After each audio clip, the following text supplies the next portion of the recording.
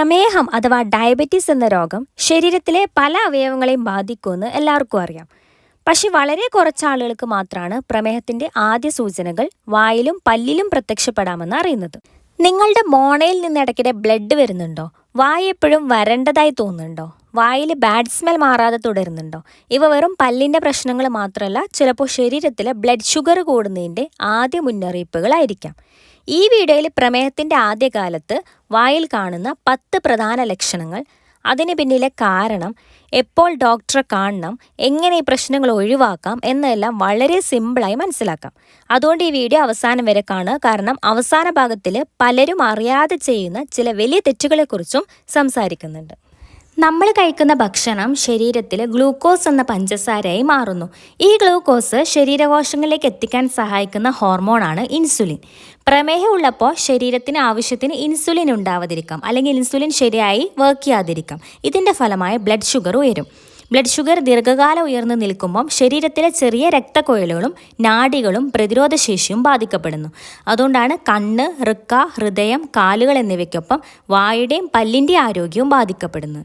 പലർക്കും ആദ്യം കാണുന്ന ലക്ഷണങ്ങൾ വായിലായിരിക്കും, എന്നാൽ അത് സാധാരണ പല്ലിൻ്റെ പ്രശ്നമെന്ന് കരുതി അവഗണിക്കുകയാണ് പതിവ്.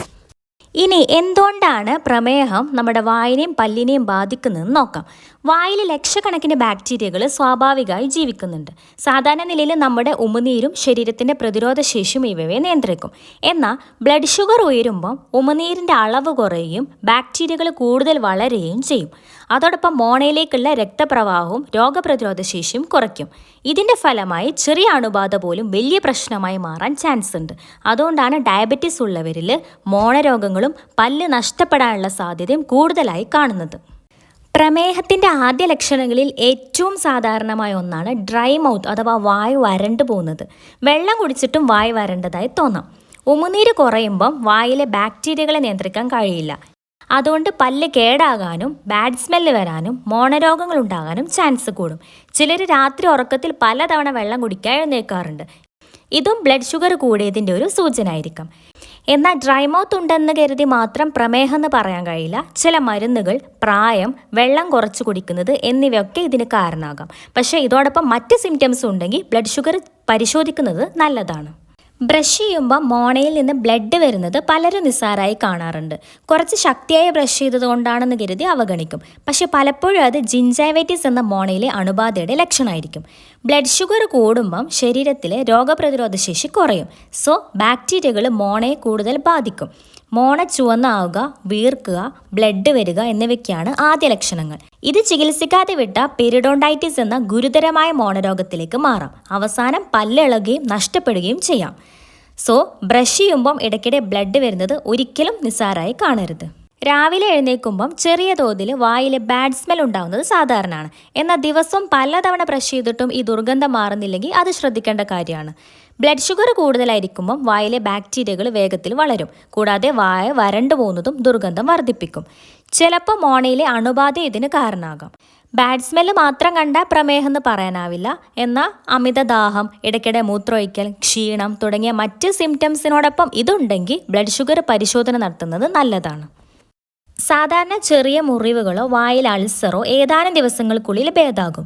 എന്നാൽ ബ്ലഡ് ഷുഗർ കൺട്രോളിലല്ലെങ്കിൽ ശരീരത്തിൻ്റെ ഇമ്മ്യൂണിറ്റി കുറയും, മുറിവുകൾ ഭേദമാകാൻ കൂടുതൽ സമയമെടുക്കുകയും ചെയ്യും. ഇത്തരം പ്രശ്നങ്ങൾ ആവർത്തിച്ചാൽ ഡെന്റിസ്റ്റിനെയും ഡോക്ടറെയും കാണുക.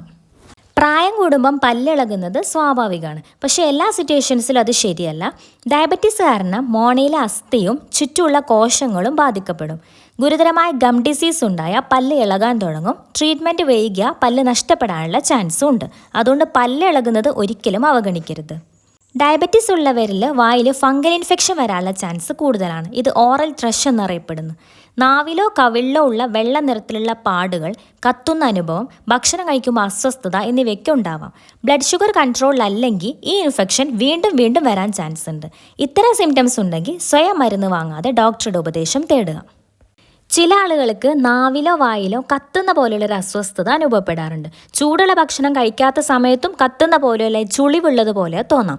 ഇത് പല കാരണങ്ങളുകൊണ്ടും ഉണ്ടാവാം. വൈറ്റമിൻ B12 കുറവ്, ചില മെഡിസിൻസ്, ഹോർമോൺ ചേഞ്ചസ് എന്നിവയൊക്കെ കാരണമാകാം. പക്ഷേ കൺട്രോളിലല്ലാത്ത പ്രമേഹമുള്ള ചിലരിലും ഇത് കാണപ്പെടുന്നു. സോ ഇത്തരം പ്രശ്നങ്ങൾ ദീർഘകാലം തുടരുകയാണെങ്കിൽ സ്വയം ട്രീറ്റ്മെൻറ്റ് ചെയ്യാതെ ഡെന്റിസ്റ്റിനെ സമീപിക്കാം. ഭക്ഷണത്തിൻ്റെ രുചി പഴയതുപോലെ തോന്നുന്നില്ലേ? ചിലപ്പോൾ മധുരം, ഉപ്പ്, പുളി എന്നിവയുടെ രുചി കുറയുകയോ മാറുകയോ ചെയ്യാം. ഇതിന് പല കാരണങ്ങളുണ്ടെങ്കിലും ചിലരിൽ ഡയബറ്റീസിനൊപ്പം കാണപ്പെടുന്ന ഒരു ലക്ഷണമായും ഇതുണ്ടാകാം. ഈ മാറ്റം മറ്റ് സിംറ്റംസിനോടൊപ്പം ഉണ്ടെങ്കിൽ അത് അവഗണിക്കരുത്. വായിൽ ചെറിയ അൾസറുകൾ ഇടയ്ക്കിടെ വരുന്നത് പലർക്കും അനുഭവമുണ്ട്. പക്ഷേ അൾസറുകൾ പതിവായി വരികയോ ഭേദമാകാൻ ഏറെ സമയമെടുക്കുകയോ ചെയ്യുന്നുണ്ടെങ്കിൽ അത് ശ്രദ്ധിക്കണം. ബ്ലഡ് ഷുഗർ കൂടുതലായ ശരീരത്തിൻ്റെ ഇമ്മ്യൂണിറ്റി കുറയും. സോ ഇത്തരത്തിലുള്ള പ്രശ്നങ്ങൾ കൂടുതലുണ്ടാവും. ഇത് പ്രമേഹത്തിൻ്റെ മാത്രം ലക്ഷണമല്ല, എന്നാൽ മറ്റ് സിംറ്റംസിനോടൊപ്പം ഉണ്ടെങ്കിൽ ഇത് പരിശോധന നടത്തുന്നത് നല്ലതാണ്. ആരോഗ്യമുള്ള മോണയ്ക്ക് ഇളം പിങ്ക് നിറമായിരിക്കും. മോണ ചുവന്ന് വീർക്കുകയോ ബ്രഷ് ചെയ്യുമ്പോൾ വേദനിക്കുകയോ ചെയ്താൽ അത് ഗം ഡിസീസിൻ്റെ ലക്ഷണമാണ്. ഡയബറ്റീസ് ഉള്ളവരിൽ ഈ പ്രശ്നങ്ങൾ കൂടുതൽ ഗുരുതരമാകാൻ ചാൻസ് ഉണ്ട്. മോണയുടെ ആരോഗ്യം ബ്ലഡ് ഷുഗർ നിയന്ത്രണവും തമ്മിൽ അടുത്ത ബന്ധമുണ്ടെന്ന് നിരവധി പഠനങ്ങൾ കാണിക്കുന്നു. സോ അതുകൊണ്ട് മോണയിലെ ഇത്തരം മാറ്റങ്ങൾ കണ്ട ഡെന്റൽ പരിശോധന വൈകിക്കരുത്.